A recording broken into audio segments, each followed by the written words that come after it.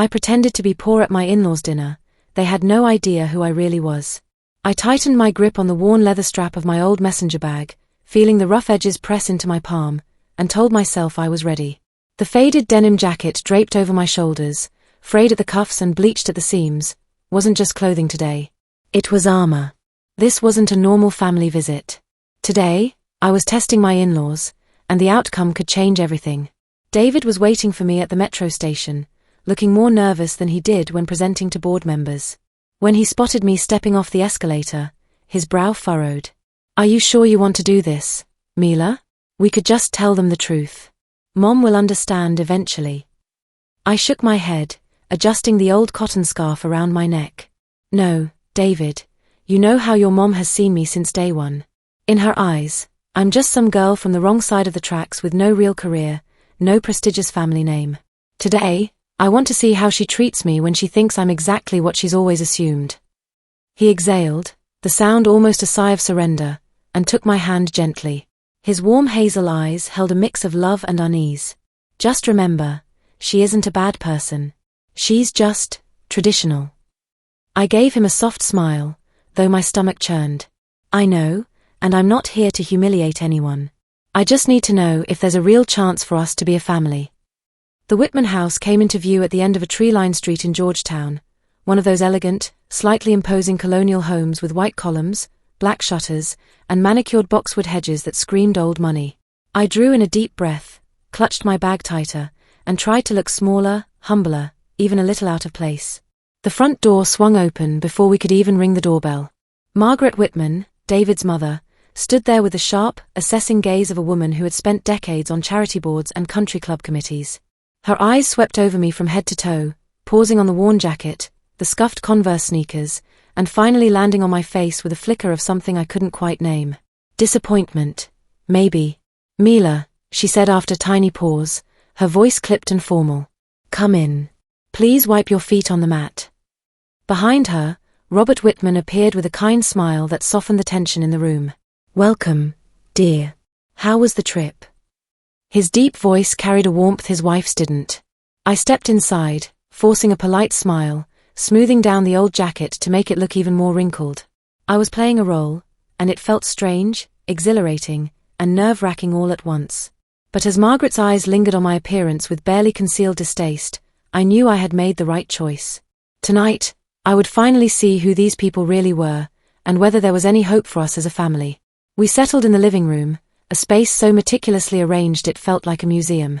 Every pillow perfectly fluffed, every antique photograph precisely aligned on the mahogany side tables. Margaret poured coffee into delicate Wedgwood cups, her eyes occasionally flicking toward me as if cataloguing every imperfection. "So Mila," she began, her voice even but edged with something sharp, "where are you working these days?" I lowered my gaze, making my voice quiet and uncertain.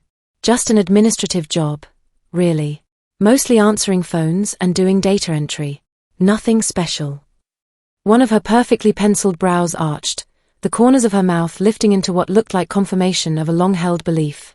Well, steady work is adequate, I suppose. Even if the compensation isn't substantial." I nodded meekly, feeling the burn in my throat but staying in character. David shifted beside me, ready to jump in, but I placed a hand on his leg under the coffee table and shook my head slightly. Margaret leaned back, swirling her coffee with a silver spoon, her tone casual but cutting. "And where are you two living now? Still in that little rental apartment in Arlington? You know, property values aren't getting any lower in this area." I told David he could have made different choices. "Remember the Pemberton girl, David? She just made partner at her father's law firm."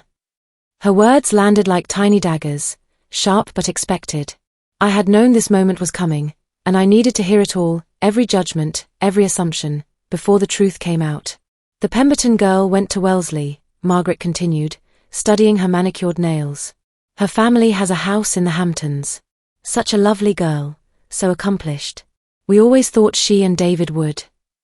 She let the sentence hang in the air like smoke. Robert cleared his throat uncomfortably. "Margaret, that's enough." But she wasn't finished. Her pale blue eyes fixed on me with laser focus. "I'm just being practical, Robert. Marriage isn't just about feelings. It's about building a life together. And frankly, she gestured toward my outfit, some people are simply better equipped for the kind of life David deserves. My hands trembled slightly around the delicate cup, but I forced myself to nod as if I agreed. I understand your concerns, Mrs. Whitman. Margaret's smile was thin and sharp. Do you? Because I'm not sure you do. David has responsibilities. Expectations.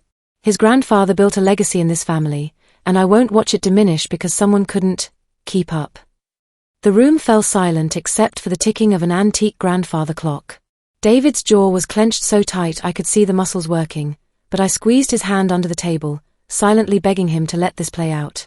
I needed to hear every cruel word, every dismissive comment, because only then would I know exactly what I was dealing with.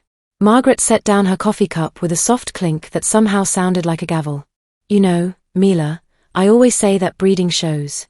It's not something you can fake or learn from books. It's in your blood, your upbringing, the way you carry yourself. Her eyes swept over my deliberately shabby appearance again. Some people are simply born to certain standards.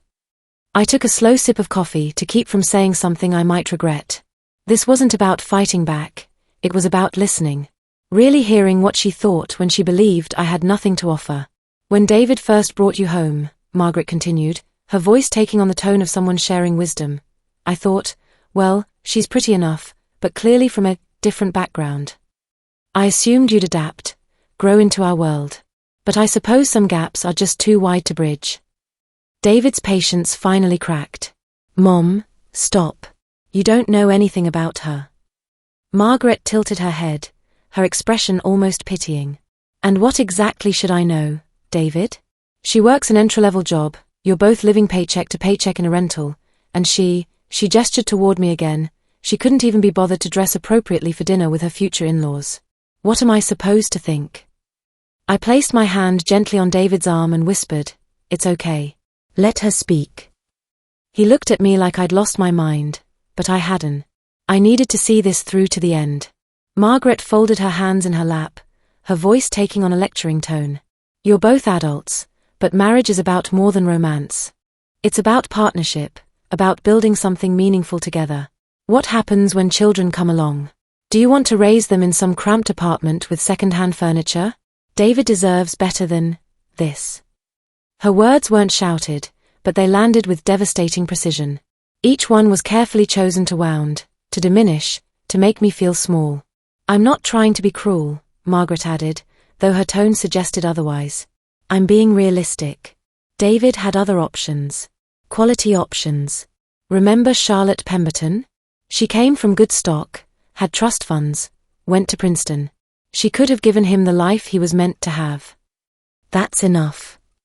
David snapped, standing so abruptly his chair scraped across the hardwood floor. We're leaving. Now.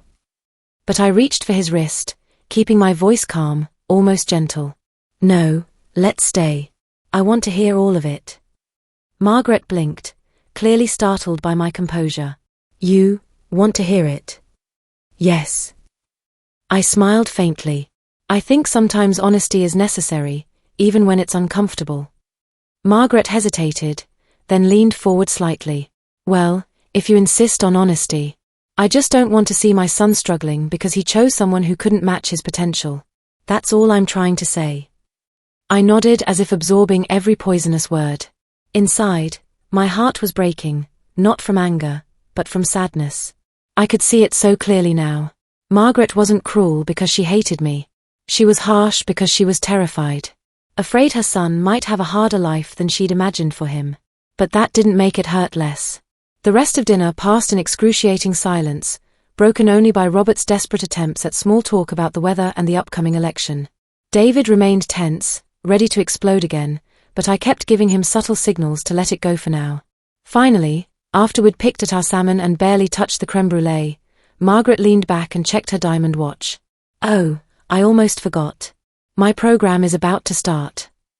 She clicked on the large flat-screen TV mounted above the fireplace, muttering about how this particular episode was supposed to be especially inspiring. I sipped my wine, wondering if I should excuse myself to the powder room, when I heard the familiar voice of Ellen Morrison, host of Business Breakthrough, booming cheerfully from the speakers. Tonight, we have an extraordinary guest, one of the most innovative young entrepreneurs in financial technology. Please welcome Mila Charles, founder and CEO of SecureStream Solutions. The camera panned to a woman in a navy blue Armani suit, her hair styled in a sleek chignon, makeup flawless. She smiled at Ellen with easy confidence, gesturing gracefully as she spoke about disrupting traditional banking. My smile. My face. My voice. Margaret froze, her wine glass suspended halfway to her lips. She looked at the screen, then at me sitting right there in her pristine living room in a faded denim jacket and scuffed sneakers. Her lips parted, but no sound came out. Ellen continued enthusiastically, Mila built SecureStream from her dorm room at MIT, and now it's valued at over $200 million, serving more than 2 million customers nationwide. She's also a new mother to 6-month-old Emma, and wife to software architect David Whitman, who serves as her chief technology officer. Margaret's hands began to tremble against the leather armrest. What is this? She whispered, her voice barely audible. I set down my wine glass slowly, my voice soft but steady. That's me, Margaret. The administrative job you didn't want to hear about. That's what I've been doing. On screen, Ellen was asking my television self about work-life balance and breaking barriers as a young female CEO in fintech. People told me I was crazy. The me on screen laughed softly, trying to revolutionize mobile banking while finishing my PhD. But I knew that millions of people were being underserved by traditional financial institutions, especially in underbanked communities. When David said, "I believe in you," that was all the validation I needed. The camera cut back to Ellen, who nodded approvingly. And now SecureStream has partnerships with over 50 credit unions and community banks. You've also been featured on the Forbes 30 Under 30 list and won the Goldman Sachs Innovation Award. That's remarkable for someone who's barely 28. Margaret's wine glass slipped from her fingers, red wine spreading across her white tablecloth like blood. Her eyes darted frantically between the television and me, as if trying to solve an impossible puzzle. You're the Mila Charles, she stammered, as though saying it aloud might make it untrue. I nodded calmly. The same one you've been watching on TV. The one you thought was just answering phones. The silence that followed felt like the air itself had been sucked from the room. Margaret sat frozen, staring at me as if I were an apparition that might vanish if she blinked too hard.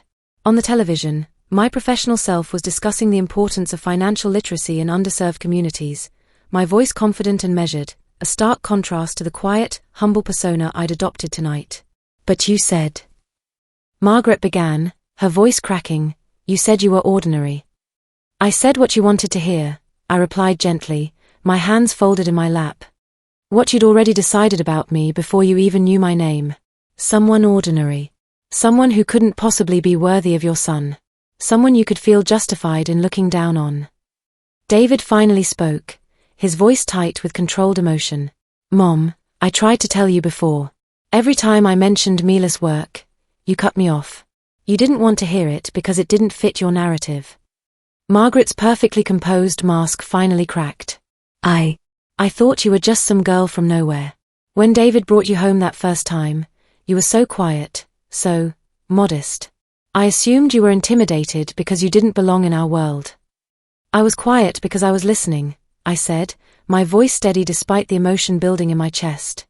I was trying to understand who you were, what kind of family I might be marrying into. But you'd already made up your mind about me, hadn't you? On the screen, Ellen was wrapping up the interview. Any advice for young women looking to break into tech? My television self smiled warmly. Don't let anyone tell you that you don't belong somewhere because of where you came from or how you look. Potential exists in unexpected places, and sometimes the people who doubt you the most end up being the most surprised by what you can accomplish.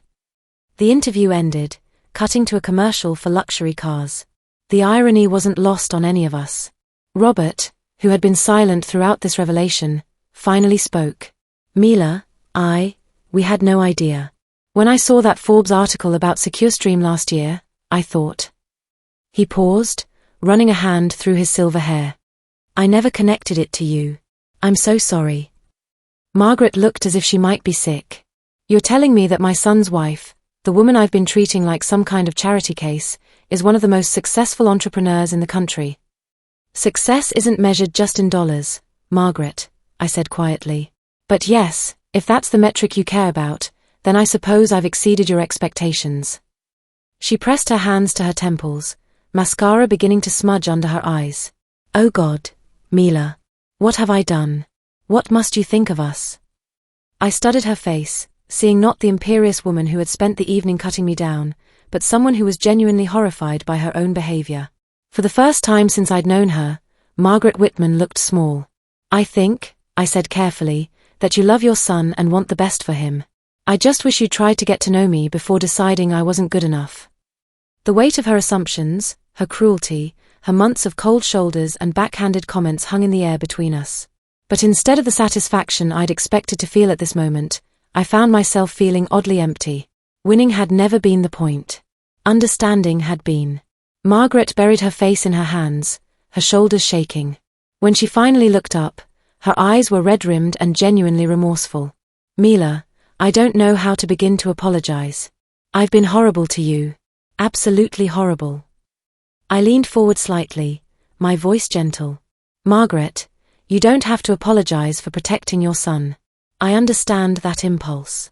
But families aren't built on protection alone, they're built on trust and understanding. But I judged you, she whispered, tears spilling down her cheeks. I looked at your clothes, your quiet demeanor, and I decided you weren't good enough.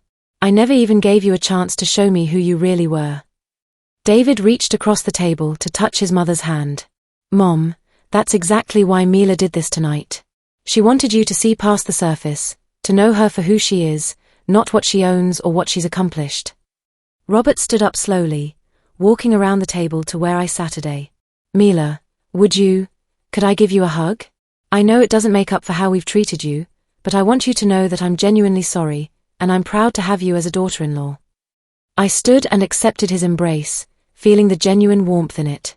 Thank you, Robert. That means a lot. Margaret watched this exchange with fresh tears. I don't deserve forgiveness, she said quietly. Not after tonight. Not after all these months of being such a terrible person to you. I walked over to her chair and knelt down beside it, taking her hands in mine. Margaret, look at me.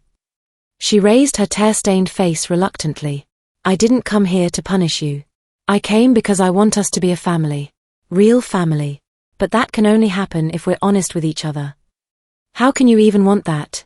She asked, her voice breaking. After everything I've said and done.